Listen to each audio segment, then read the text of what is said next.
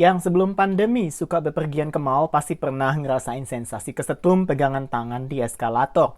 Apakah itu artinya eskalatornya nggak aman atau lagi rusak? Atau enggak, apa iya itu artinya kita bisa pakai listrik? Kita bisa nembakin setruman ke orang lain dari ujung jari kita atau ngeluarin pedang berlistrik dari dalam badan kita? Hohoho, daripada ngerasa di PHP-in, mendingan kita belajar aja tentang listrik statis. So, let's go!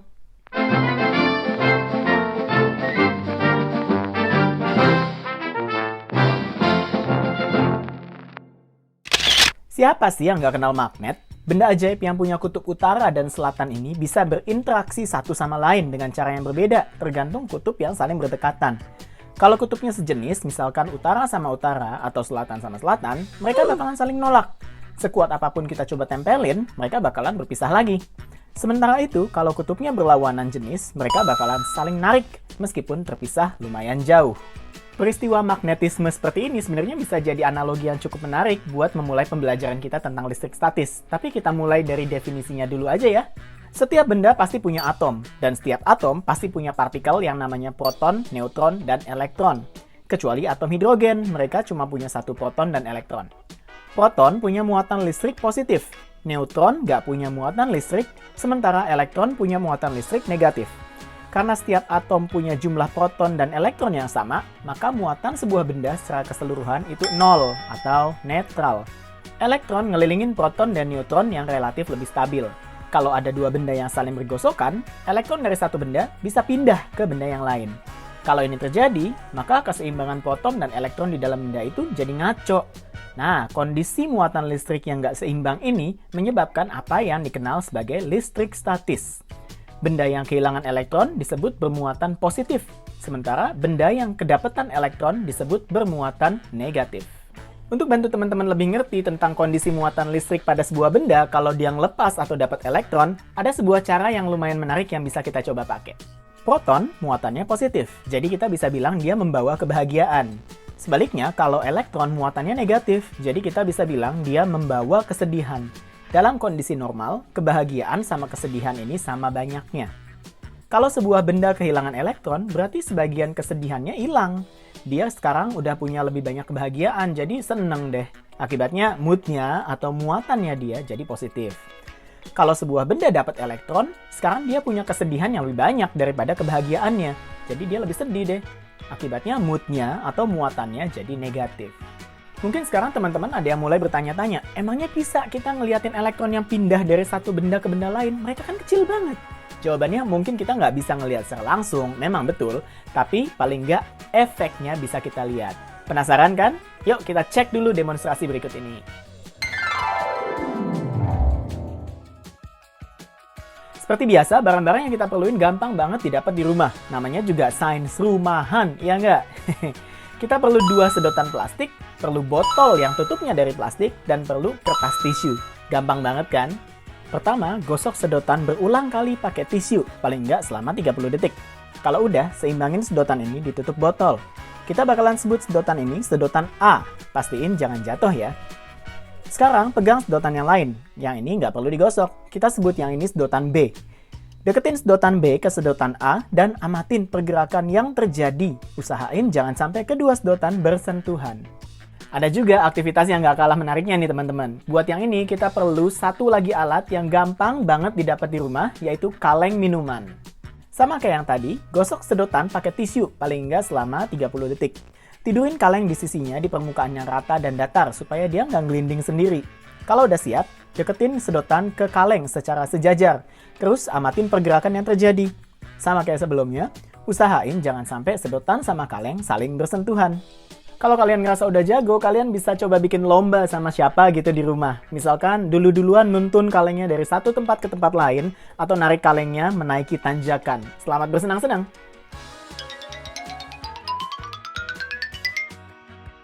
Jadi kira-kira kenapa sih kok benda satu bisa menarik benda yang lain, padahal mereka kan nggak terhubung sama apa-apa? Dan kita juga tahu mereka nggak punya sifat magnet.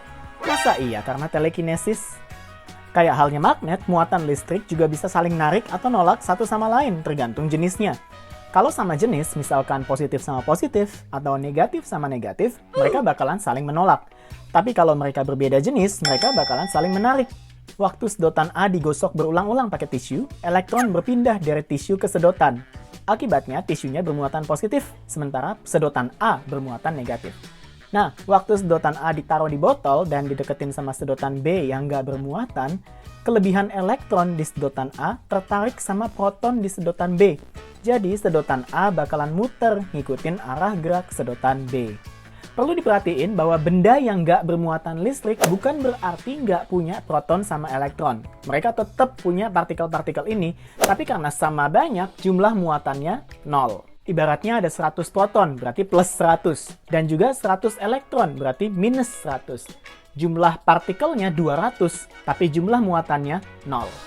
Hal yang serupa terjadi waktu kita narik kaleng pakai sedotan. Bedanya, kali ini yang ditarik adalah benda yang nggak bermuatan. Kaleng bisa bergerak karena proton-proton di dalamnya ketarik sama kelebihan elektron yang ada di sedotan. Ini juga bisa terjadi sama benda-benda lain loh, misalkan aliran air dari keran atau rambut kita, terutama kalau panjang dan halus. Cobain deh. Waktu dua benda bergosokan, arah perpindahan elektronnya tergantung sama jenis bendanya. Tapi polanya selalu sama, yaitu dari benda yang lebih gampang lepas elektron ke benda yang lebih susah melepas elektron. Ada satu daftar yang cukup berguna buat nentuin arah perpindahan elektron, dan namanya deret tribolistrik. Benda-benda yang berada lebih ke atas lebih gampang lepas elektron, sementara yang lebih ke bawah lebih susah melepas elektron. Contohnya, kita gosok batang kaca pakai kertas. Kita lihat deret tribolistrik, ternyata kaca letaknya di atas kertas. Artinya, kaca lebih gampang lepas elektron dari kertas, jadi elektronnya pindah dari kaca ke kertas. Kacanya jadi bermuatan positif, dan kertasnya bermuatan negatif. Tapi gimana kalau kita gosok sedotan plastik pakai kertas? Bahan dasar sedotan plastik namanya polipropilena.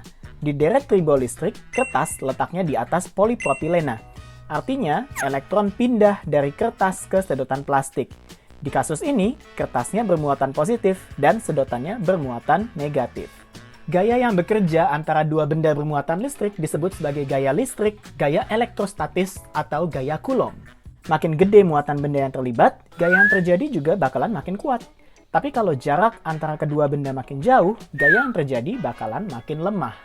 Orang pertama yang mempublikasikan hubungan ini secara matematis adalah seorang ilmuwan Prancis bernama Charles-Augustin de Coulomb pada tahun 1785. Oleh karena itu, peristiwa ini dirumuskan dalam satu hukum fisika yang namanya adalah hukum Coulomb.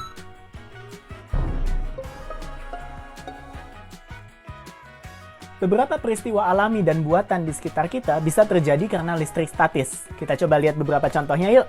Yang pertama, sambaran petir. Ini adalah efek listrik statis yang paling terang, paling panas, paling mematikan, tapi juga paling spektakuler.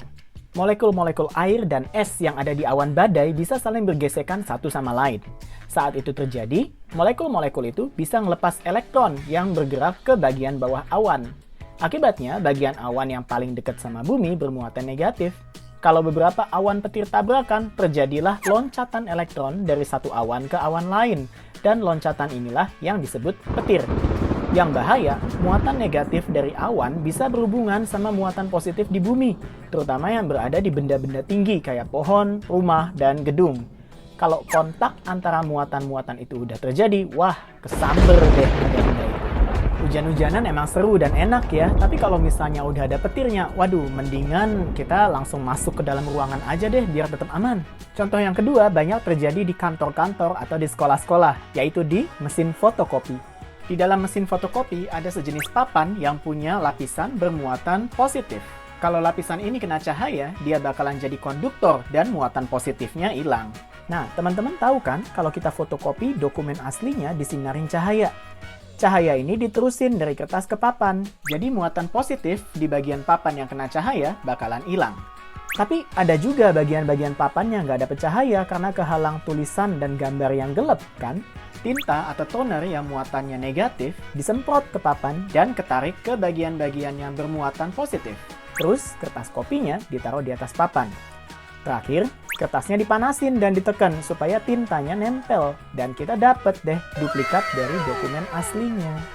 Contoh yang ketiga adalah elektroskop. Alat ini bisa dipakai untuk nentuin apakah sebuah benda punya muatan listrik atau enggak. Elektroskop dibuat dari wadah tertutup kedap udara dan di dalamnya ada dua lembar logam yang digantung di semacam konduktor listrik kayak kawat atau kabel. Kalau benda bermuatan negatif dideketin sama bagian konduktor di luar wadah, elektron-elektron di dalam konduktor bakalan kedorong ke bawah menuju lembaran logam. Kalau muatan bendanya positif, elektron-elektron di konduktor bakalan ketarik ke bagian atas. Ini artinya selama benda yang diuji ada muatan listriknya, lembaran logamnya bakalan saling tolak-menolak.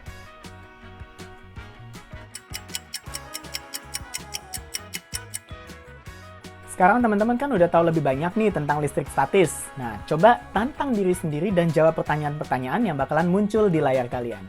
Pertanyaan pertama, jika pada aktivitas pertama kedua sedotan digosok dan didekatkan, apakah hasil pengamatannya akan berbeda? Mengapa begitu? Pertanyaan kedua, bagaimana kita dapat memperbesar muatan pada sedotan supaya gaya tariknya lebih kuat? Oke, teman-teman semua, kita udah hampir sampai di akhir episode hari ini. Seperti biasa, kita rangkum dulu apa yang kita udah pelajari dalam 3 poin penting. Poin pertama, setiap atom pasti mengandung proton yang bermuatan positif dan elektron yang bermuatan negatif. Poin kedua, listrik statis merupakan akibat dari ketidakseimbangan muatan positif dan negatif yang disebabkan oleh pergerakan elektron dari satu benda ke benda yang lain. Poin ketiga, muatan listrik yang sejenis akan saling menolak, sementara yang berlawanan jenis akan saling menarik. Untuk jawaban dari pertanyaan minggu ini, mengapa kadang terjadi percikan saat menyentuh benda logam? Jawabannya, waktu kita berjalan bisa terjadi perpindahan elektron dari lantai ke tubuh, sehingga tubuh bermuatan negatif. Percikan ini terjadi karena kelebihan elektron dari tubuh berpindah ke logam yang merupakan konduktor. Hal ini bisa dicegah dengan nggak mengenakan baju yang terbuat dari polyester, nilon, atau wool, soalnya mereka gampang banget menerima dan nyimpen elektron. Alternatifnya, kita bisa pakai sepatu bersol karet yang sifat insulatornya bisa mencegah elektron berpindah dari lantai ke tubuh. Oke teman-teman sekalian, sampai di sini dulu pertemuan kita di episode hari ini, dan kita akan ketemu lagi di episode yang selanjutnya. Tetap semangat, tetap penasaran, dan tetap temukan hal-hal baru di sekitar kamu. Bye!